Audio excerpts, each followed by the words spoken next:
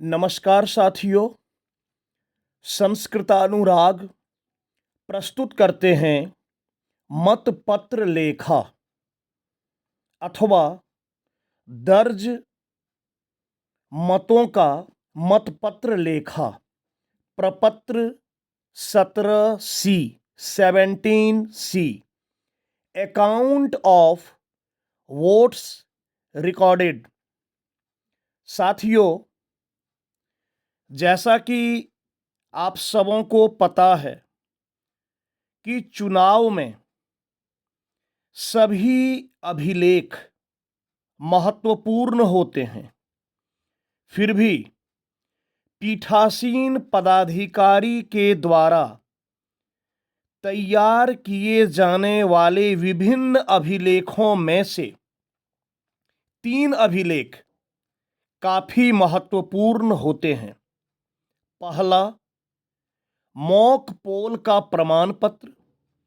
दूसरा, पीठासीन पदाधिकारी की डायरी। और तीसरा, मतपत्र लेखा प्रपत्र 17C। साथियों, लोकसभा निर्वाचन, विधानसभा निर्वाचन अथवा अन्य निर्वाचनों में मतपत्र लेखा तैयार करना होता है।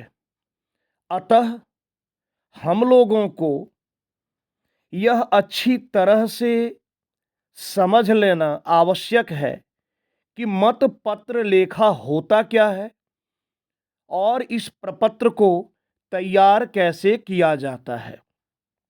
तो देखिए, आज के इस वीडियो में मैं मतपत्र लेखा को तैयार करने की प्रक्रिया के बारे में समझाना चाहूँगा।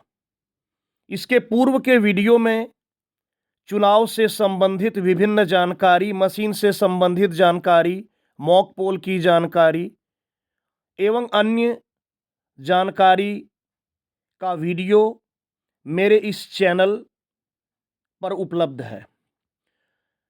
देखिए, आज के वीडियो में रिकॉर्ड किए गए मतों का लेखा या दर्ज मतों का मतपत्र लेखा। सबसे पहले 15 देवघर निर्वाचन क्षेत्र, देवघर विधानसभा क्षेत्र की संख्या है 15, तो 15 देवघर निर्वाचन क्षेत्र से गोड्डा लोकसभा, हम लोग गोड्डा लोकसभा के अंतर्गत आते हैं, तो गोड्डा लोकसभा क्षेत्र की विधानसभा के लिए निर्वाचन देवघर, निर्वाचन क्षेत्र 15 देवघर। मतदान केंद्र की संख्या और नाम। आपको जो मतदान केंद्र आवंटित किया जाएगा, जिस बूथ पर आपको भेजा जाता है, उस मतदान केंद्र की संख्या एवं उसका नाम आपको दर्ज करना है। मैं यहाँ उदाहरण के तौर पे मतदान केंद्र की संख्या 131 और मतदान केंद्र का नाम मध्य विद्यालय बाघमारी दर्ज किया हूं। अब मतदान केंद्र पर प्रयुक्त मतदान मशीन। साथियों, आपको पता ही है कि मतदान में 3 मशीन का प्रयोग किया जाता है: control unit, ballot unit and VVPAT. तो कंट्रोल यूनिट, जिसे संक्षेप में सीयू कहते हैं, मतदान यूनिट जिस पर मतदाता मतदान करता है, उसे बैलेट यूनिट या संक्षेप में बीयू कहते हैं, और जिस पर पर्ची प्रदर्शित होती है कि मतदाता ने किसे अपना मत दिया, वह देख सकता है, उस मशीन का नाम है वीवीपैट। यहां तीनों की क्रम संख्या को दर्शाना है। तीनों ही मशीन पर पर्ची सटी हुई होती है और उन पर्चियों पर मशीन का क्रम संख्या लिखा होता है। उसे सावधानी पूर्वक देखकर आपको यहां दर्ज करना है। उदाहरण के तौर पर मैं कंट्रोल यूनिट की क्रम संख्या दर्शाया हूं BCU 330 660। बैलेट यूनिट की क्रम संख्या दर्शाया हूं BBU 220 440 और VVPAT की क्रम संख्या दर्शाया हूं VVT 110 225। अब देखिए मतदान केंद्र को नियत निर्वाचकों की कुल संख्या। मतदान केंद्र पोलिंग स्टेशन पर कुल मतदाता मतदाता सूची अर्थात वोटर लिस्ट में कुल अलॉटेड मतदाताओं की संख्या, कुल कितने मतदाता हैं उसकी संख्या यहां मैं एक अनुमानित संख्या 650 लिखा हूं। मतदाताओं के लिए रजिस्टर प्रारूप 17A में यथा प्रविष्ट मतदाताओं की कुल संख्या। प्रपत्र 17A यह जो मतदाता रजिस्टर है यह P2 के पास रहता है और उन्हें मतदाता की जानकारी वहां प्रविष्ट करना होता है। मतदाता का मतदाता क्रमांक, मतदाता के द्वारा प्रदर्शित किए जाने वाले आईडी पहचान पत्र, 12 प्रकार के दस्तावेजों में से कोई एक, पुनः मतदाता का हस्ताक्षर लेना होता है। तो मतदाता रजिस्टर प्रपत्र 17A के अनुसार कुल कितने मत दर्ज हुए, कुल कितने मतदाताओं ने मतदान किया उसकी संख्या, एक अनुमानित संख्या यहां मैं लिखा हूं 515।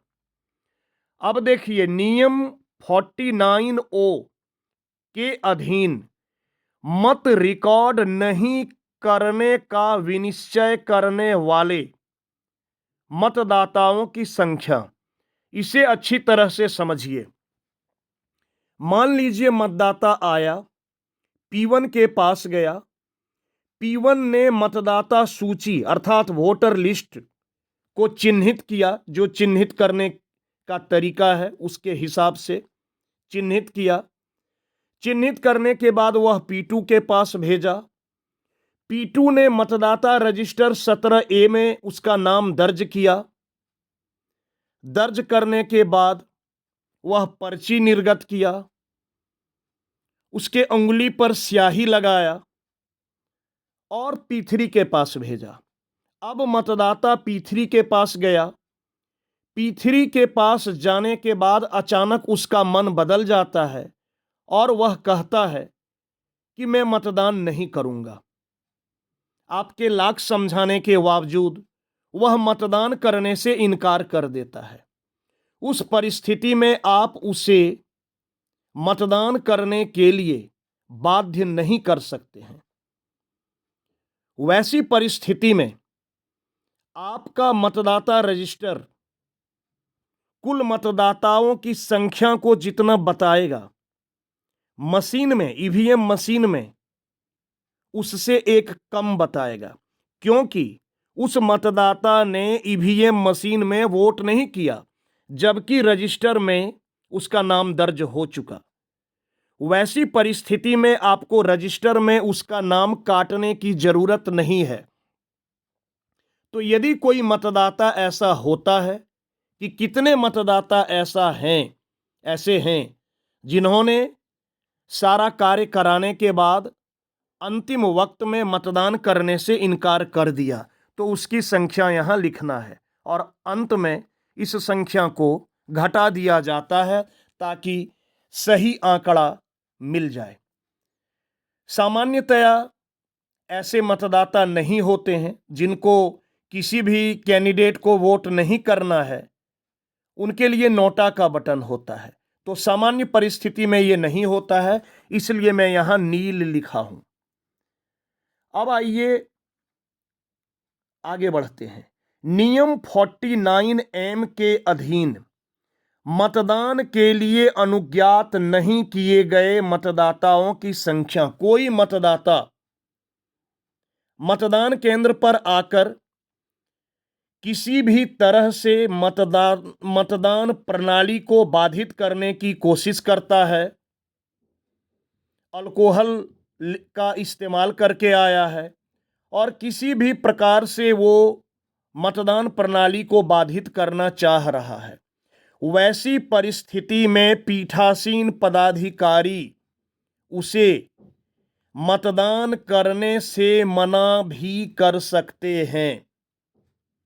तो यदि ऐसा होता है कि पीठासीन पदाधिकारी अर्थात प्रिजाइडिंग ऑफिसर के द्वारा किसी भी मतदाता को मतदान करने से रोका गया अथवा मना किया गया, उसकी संख्या यहां लिखेंगे। यदि रजिस्टर में उसका दर्ज हो चुका, शुरू में ही यदि रोका गया तब तो कोई बात नहीं, लेकिन यदि रजिस्टर में दर्ज हो चुका तो उसकी संख्या यहां लिखेंगे, क्योंकि इसे भी, इस संख्या को भी घटाना पड़ेगा, नहीं तो आंकड़ों का मेल नहीं होगा। अब आइए नियम 49 MAD के अधीन रिकॉर्ड किए गए परीक्षण मतों को घटाए जाने की आवश्यकता होगी। परीक्षण मत जो होता है इसे कहते हैं टेस्ट वोट। टेस्ट वोट, इसको समझ लीजिए। मतदाता आया, P1 के पास गया, कार्य कराया, P2 के पास गया, P2 ने अपना कार्य किया, P3 के पास गया, P3 ने भी अपना कार्य किया और कंट्रोल यूनिट में बैलेट का कमांड दिया। मतदाता वोटिंग कंपार्टमेंट में जाकर अपना वोट किया। वोट करने के बाद वह आकर यह आरोप लगाता है कि मैंने जिस कैंडिडेट को वोट दिया, मेरा वोट उस कैंडिडेट को नहीं गया बल्कि दूसरे को चला गया। मैंने देखा वीवीपैट के डिस्प्ले सेक्शन में कि मेरा वोट दूसरे कैंडिडेट को गया। तो सबसे पहले पीठासीन पदाधिकारी उसे समझाने का प्रयत्न करेंगे कि देखिए ऐसा होता नहीं है, हम लोग मॉक पोल किए हैं, टेस्ट करके अच्छी तरह से जांच करके मशीन को तैयार किए हैं, मशीन में ऐसा नहीं होता है। फिर भी वह अपनी बात पर अडिग रहता है, वह मानने के लिए तैयार नहीं होता है। उस परिस्थिति में आप उसे नियम का हवाला देकर आप कहेंगे कि आपको एक प्रपत्र भरना होगा, उसमें साफ लिखा है कि यदि आपका आरोप गलत साबित हुआ तो आपको 1,000 रुपया जुर्माना अथवा 6 महीना की कारावास की सजा अथवा दोनों भुगतने के लिए तैयार होना होगा। इतना समझाने के बाद भी यदि वह अपनी बात पर अडिग रहता है, उस फार्म को भरता है, उस पर हस्ताक्षर कर देता है, वैसी परिस्थिति में आपको वहां मतदान रोककर टेस्ट वोट कराना होगा। टेस्ट वोट कैसे होता है? पीठासीन पदाधिकारी, वह अभ्यर्थी जिसने आरोप लगाया कि मेरा वोट दूसरे कैंडिडेट को चला गया और 1 या 2 एजेंट को लेकर वोटिंग कंपार्टमेंट में जाएंगे। वहां वह मतदाता, आरोप लगाने वाला मतदाता को वोट डालने के लिए कहेंगे कि वह उसी कैंडिडेट को वोट डाले जिसको वो वोट डाला था।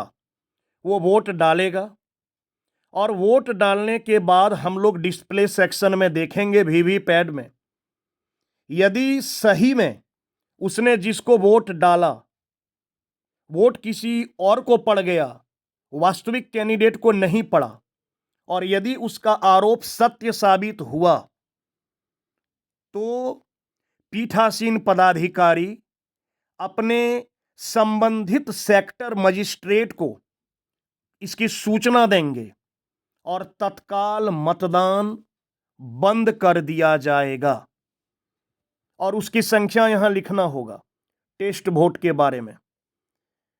और यदि उसका आरोप गलत साबित हुआ, उसने जो आरोप लगाया वह गलत साबित हुआ, जिसको वोट दिया उसी के नाम की पर्ची डिस्प्ले सेक्शन में प्रदर्शित हुई, वैसी परिस्थिति में उसे हम लोग पुलिस के हवाले कर देंगे। तो यह हो गया टेस्ट वोट। टेस्ट वोट की संख्या दर्ज करना होता है, क्योंकि यहां भी एक वोट बढ़ जाएगा और आंकड़ों का मेल नहीं होगा, इसलिए यहां लिखना होगा। इसी का डिटेल देखिए। घटाए जाने वाले परीक्षण मतों की कुल संख्या, मैंने बोला कि घटाना पड़ेगा, मैं यहां नील लिखा हूं। सामान्य सिचुएशन में ऐसा नहीं होता है, ईवीएम में गड़बड़ी नहीं होती है, ईवीएम को हैक भी नहीं किया जा सकता है।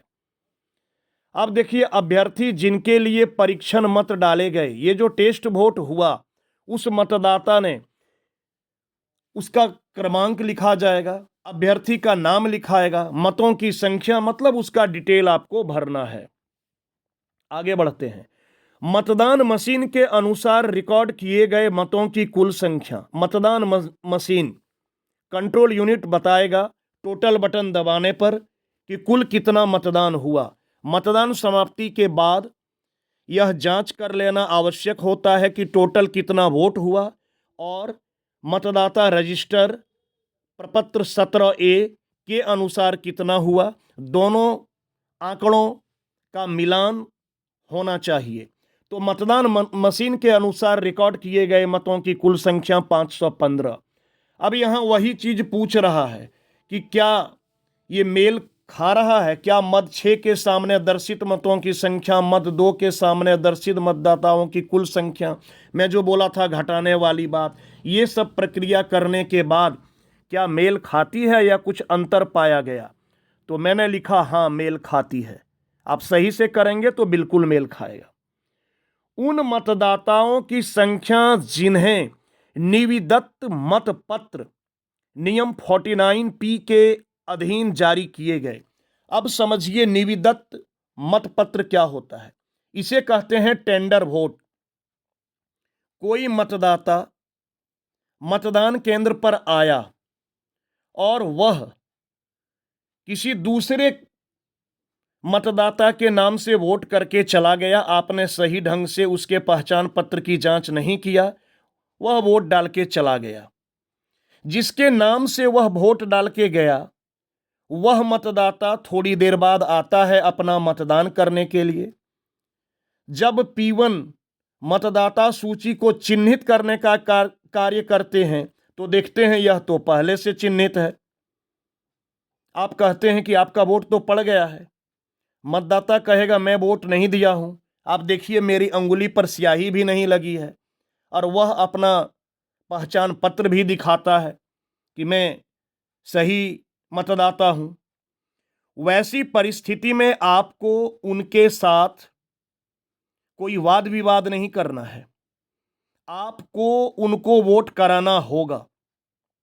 और वैसे मतदाता ईवीएम मशीन में वोट नहीं करेंगे, इसके लिए आपको 20 की संख्या में टेंडर वोट के लिए बैलेट पेपर दिया जाता है।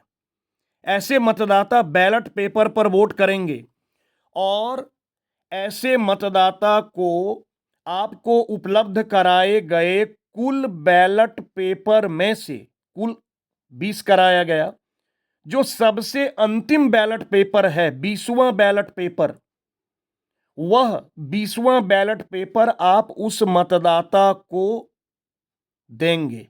वह मतदाता उसमें एरो क्रॉस रबर से मुहर लगाएगा और मुहर लगाकर वह आपको लाकर दे देगा। उसे आपको एक लिफाफे में भर के अलग से उसे रखना होगा। उसी का डिटेल पूछ रहा है कि प्रयोग के लिए प्राप्त आपको कितना दिया गया टेंडर मतपत्र, तो 20। संख्या उसका क्रमांक यहां मैं कुछ भी लिख दिया हूं अनुमानित कि 111 से 130 तक। निर्वाचकों को जारी किए गए, देखिए सामान्य सिचुएशन में ये सब नौबत नहीं आता है, इसलिए मैं यहां NA लिखा। लेकिन यदि आप टेंडर वोट कराते हैं, इसकी नौबत आती है, तो आपको संख्या लिखना होगा कि कौन बैलेट पेपर आप इशू किए। और अप्रयुक्त और वापस किए गए, जो वापस किया गया यदि यूज नहीं हुआ तो सभी वापस हो जाएगा, इसलिए मैं यहाँ अप्रयुक्त और वापस किए गए मैं टोटल संख्या को दर्शा दिया हूँ 111 से 130 अर्थात 20 20 प्राप्त किया, 20 वापस हुआ। यूज्ड में हो गया नील या एनए, नॉट एप्लीकेबल या नील, शून्य, हिंदी में लिखते हैं तो शून्य, जीरो। अब है पेपर सील का डिटेल्स। पेपर सीलों का लेखा क्रम संख्यांक। प्रदाय की गई पेपर सील, आपको कितना पेपर सील दिया गया, मैं यहां एक अनुमानित लिखा हूं कि 3। उसकी क्रम संख्या 1110 से 1112, 3 दिया गया। प्रयुक्त किया गया पेपर सील, यूज आपने कितना किया, यदि आपने 1 किया, जितना यूज किया वो लिखेंगे, मैं यहां 1 लिखा। कौन पेपर सील यूज किया उसका सीरियल नंबर लिखे। रिटर्निंग ऑफिसर को वापस की गई जो अनयूज्ड है, जो अप्रयुक्त पेपर सील है, 3 आपको आवंटित किया गया, 1 आपने यूज किया तो जाहिर है कि 2 वापस होगा, तो वापस किया गया 2, उसका सीरियल नंबर लिख दिए। इस पर एजेंट का साइन ले लिए, यहां मतदान अभिकर्ता का हस्ताक्षर, जो एजेंट रहेगा, यहां मैं रमेश कुमार, दिनेश कुमार और सुरेश कुमार दर्शा दिया हूं। अब है क्षतिग्रस्त पेपर सील यदि कोई हो।